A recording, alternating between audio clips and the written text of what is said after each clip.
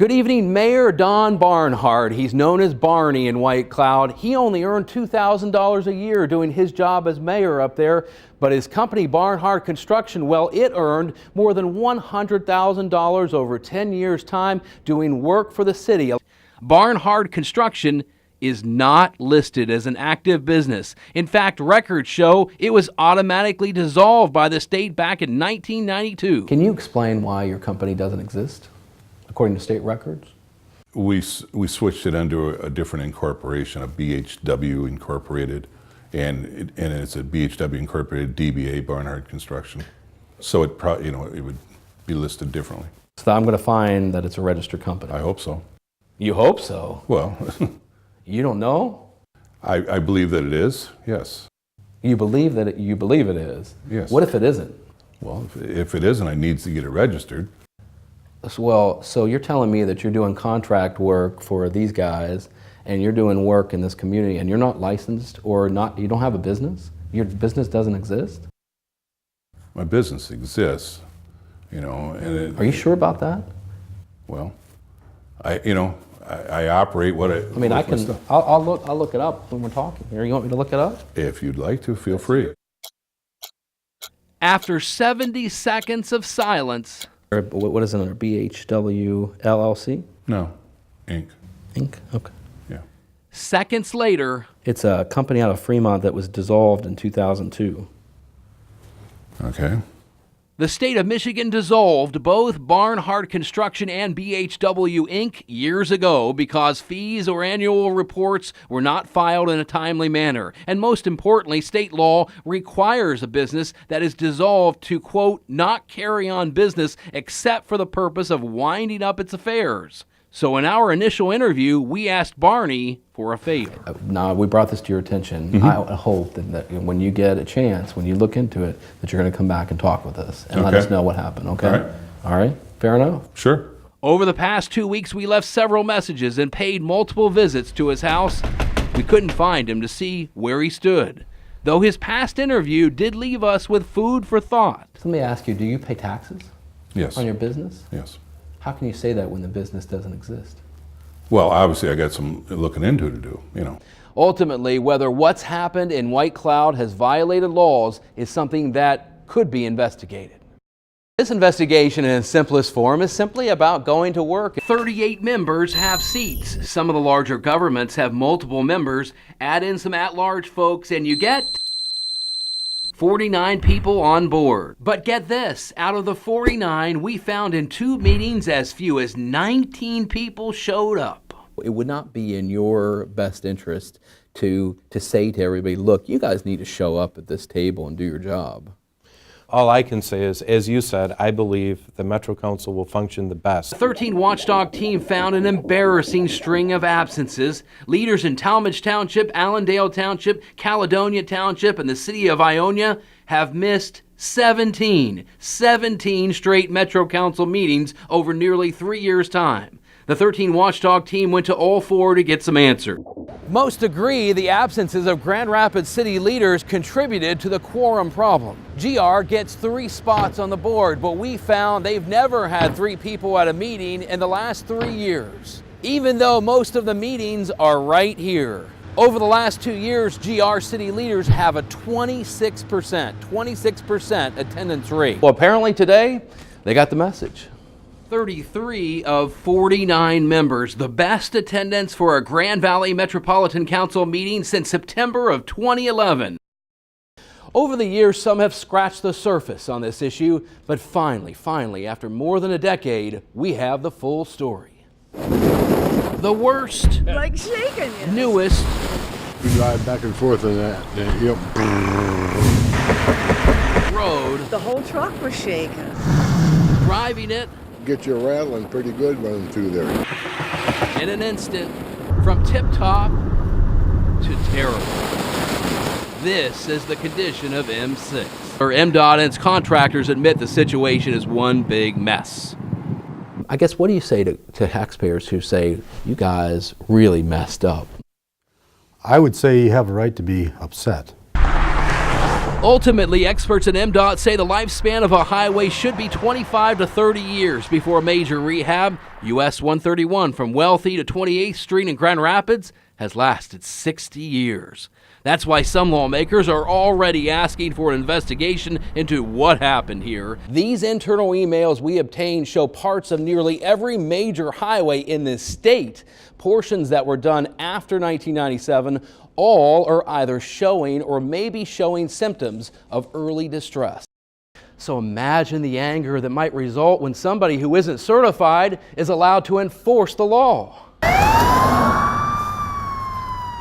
Blood pressure sky high. The girls are like, Mom, there's a cop behind us. We're going to get pulled over. A rush of embarrassment. Pulled up right behind me, kind of a little cockeyed, and got right out. Tracy Rook knew exactly why he was there. Come up to the window and said, Ma'am, you were speeding? Speeding through a school zone on a Sunday in Grant, a town of 850 with 8 part-time officers. So I did what I was supposed to do. She gave Grant Police Lieutenant Jim Fergale her information, got a $120 ticket from him, and took off. Everything you see about Lieutenant Fergale just screams police officer. His business card, his uniform and car, gun and badge, the tickets he writes. But in this 13 Watchdog investigation, we found Officer Fergale is not Police Officer Fergale. Holy crap, I've been bamboozled.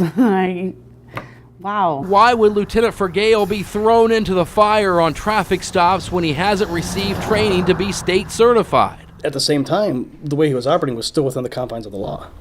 Are you sure about that? When I first got here, I had spoke with the chief, and they have had opinions written from the attorney they had previously. Are you sure that attorney was right? That's what we're doing now. We've So actually, you're not sure?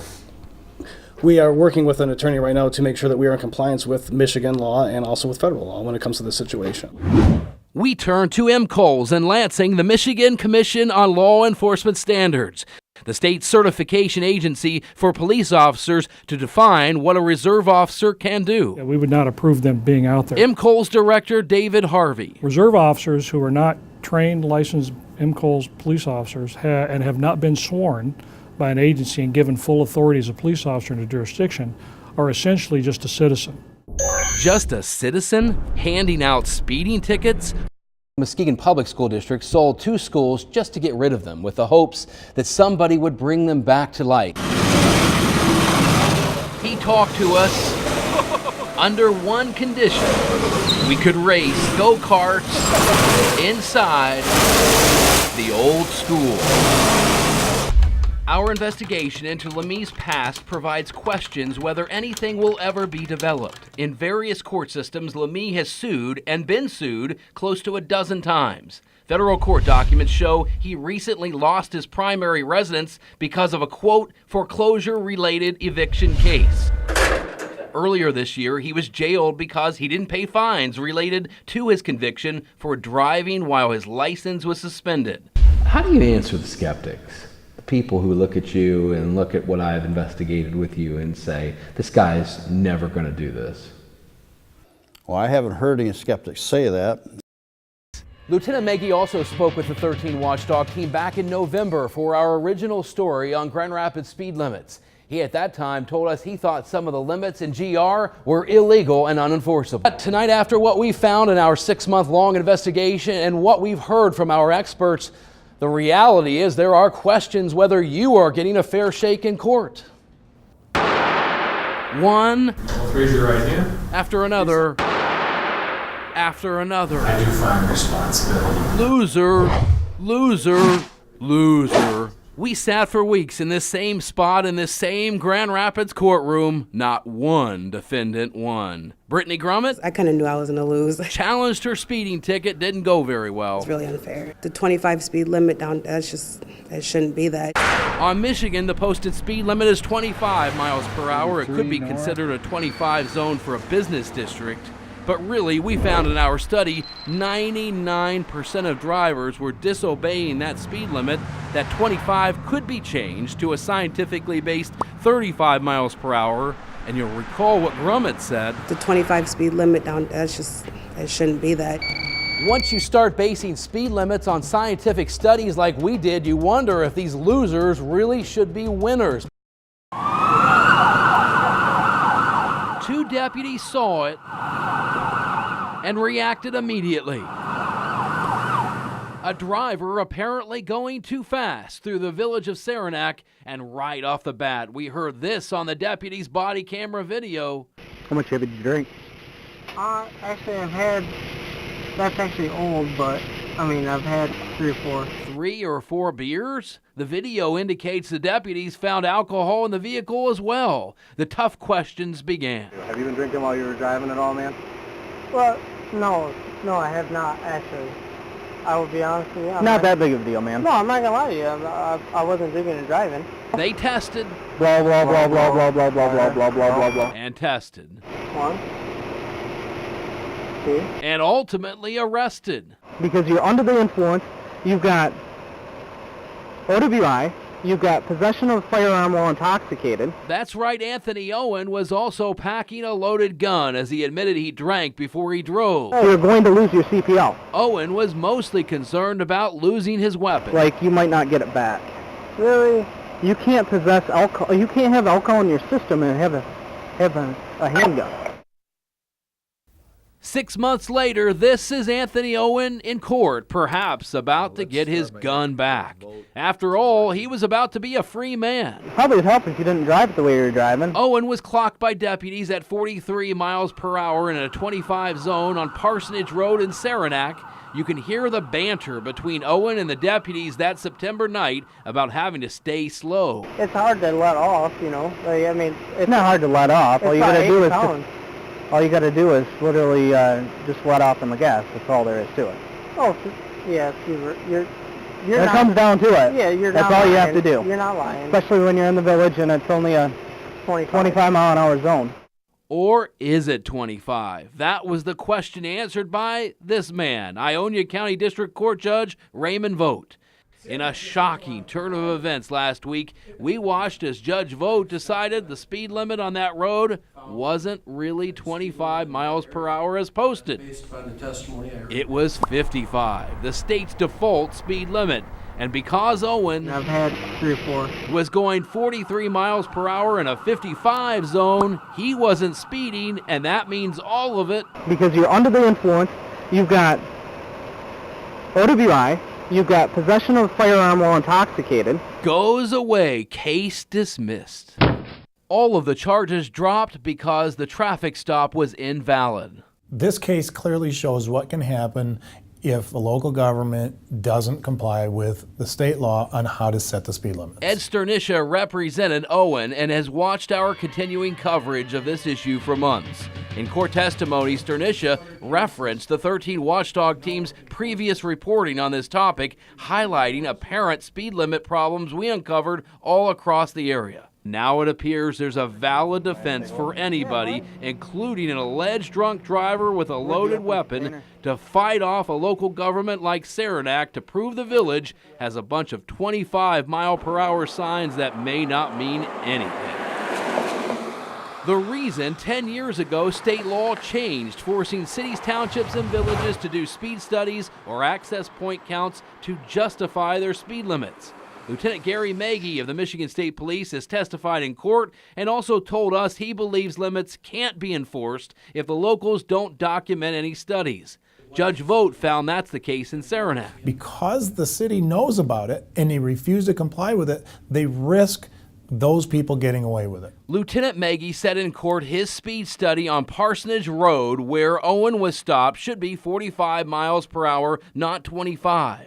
So we wanted to know from Saranac's leaders what they were going to do after the court decisions. Last month, Saranac's leaders reestablished the 25 speed limits in the village. We went to the village's office to get some answers, but didn't get an on-camera interview. Blah, blah, blah, blah, blah, blah, blah, blah, blah. Now, Owen's not facing any criminal charges, but in a twist, he didn't get his gun back.